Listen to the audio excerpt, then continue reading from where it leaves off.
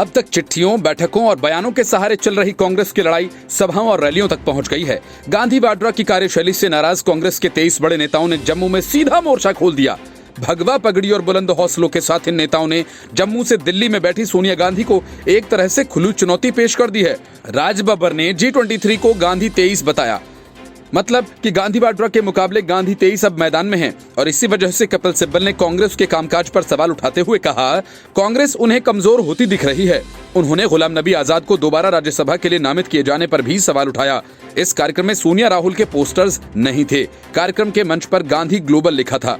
Party के वरिष्ठ नेता गुलाम नबी आजाद के नेतृत्व में कांग्रेस के कई नेता जम्मू के शांति सम्मेलन में पहुंचे, जिसे गांधी ग्लोबल फैमिली नामक एक NGO ने आयोजित किया। इस कार्यक्रम के दौरान कांग्रेस के सभी नेता भगवा साफे में नजर आए। कपिल सिब्बल ने कहा, सच बोलने का मौका है और आज सच ही बोलेंगे। हम क्यों यहाँ इकट्ठा हुए हैं? सच्चाई तो यह है कि कांग्रेस पार्टी हमें कमजोर होती दिख रही है, इसलिए हम यहाँ इकट्ठा हुए हैं। पहले भी इकट्ठा हुए थे, हमें इकट्ठा होकर इसे मजबूत करना है। हम नहीं चाहते थे कि गुलाम नबी आजाद साहब को संसद से आजादी मिले। सिब्बल ने आगे कहा, पूछिए क्यों? क्योंकि मैं समझता हूं कि जब से वह राजनीति में आए, ऐसा कोई मंत्रालय नहीं रहा जिसमें वह मंत्री न रहे हों। ऐसा कोई नेता नहीं जिसको वह जानते नहीं। टेलीफोन पर जब किसी भी नेता से फोन पर बात करते थे तो उनके यहाँ आकर बैठक करते थे। मुझे समझ नहीं आ रहा कि इस अनुभव को कांग्रेस पार्टी इस्तेमाल क्यों नहीं कर पा रही। केंद्रीय मंत्री आनंद शर्मा ने अपने संबोधन में कहा, हम में से कोई ऊपर नहीं आया, खिड़की रोशनदान से नहीं आया, दरवाजे से आए हैं, चल कर आए हैं, छात्र आंदोलन से आए हैं, युवक आंदोलन से आए हैं। यह अधिकार मैंने किसी को नहीं दिया। मेरे जीवन में कोई बताए कि हम कांग्रेसी हैं कि नहीं हैं, ये हक किसी को नहीं है। हम बता सकते हैं कांग्रेस क्या है, हम बताएंगे कांग्रेस को। आनंद शर्मा ने आगे कहा, पिछले 10 सालों में कांग्रेस कमजोर हुई है। 2 भाई अलग अलग मत रखते होंगे तो इसका मतलब ये नहीं कि घर टूट जाएगा या भाई भाई का दुश्मन हो जाता है। ऐसा होता नहीं है। अगर कोई अपना मत व्यक्त ना करे, उसका कोई क्या मतलब निकाल ले, फिर वह घर मजबूत नहीं रहता। पहले गुलाम नबी आजाद ने कहा, पिछले 56 साल में इन सभी दोस्तों ने जम्मू कश्मीर को लेकर यहाँ की बेरोजगारी, राज्य का दर्जा छीनने, इंडस्ट्री को खत्म करने, शिक्षा और GST को लागू करने के मुद्दे को लेकर संसद में मुझसे कम नहीं बोला है।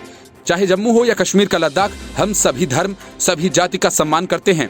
हर एक समान रूप से सभी का आदर करते हैं। यही हमारी ताकत है और इसे हम आगे भी जारी रखेंगे। इस मौके पर यूपी कांग्रेस के पूर्व चीफ और G23 के नेता राज बब्बर भी मौजूद थे। राज बब्बर ने कहा कि लोग कहते हैं कि G23, मैं कहता हूं गांधी 23।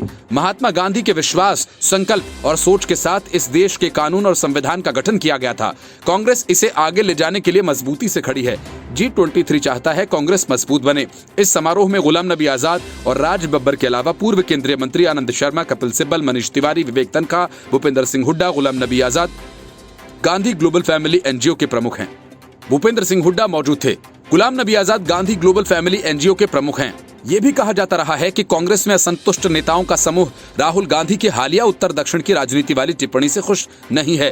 कांग्रेस के ये नेता गुलाम नबी आजाद को राज्यसभा के लिए फिर से नामित न किए जाने से भी नाराज हैं। पिछले दिनों गुलाम नबी आजाद का कार्यकाल समाप्त हो गया था, जिसके बाद उन्हें विदाई दी गई। आजाद की विदाई समारोह में PM मोदी ने सदन में उनकी काफी तारीफ की थी और इसके कई मायने भी निकाले गए थे। The Report, News of India.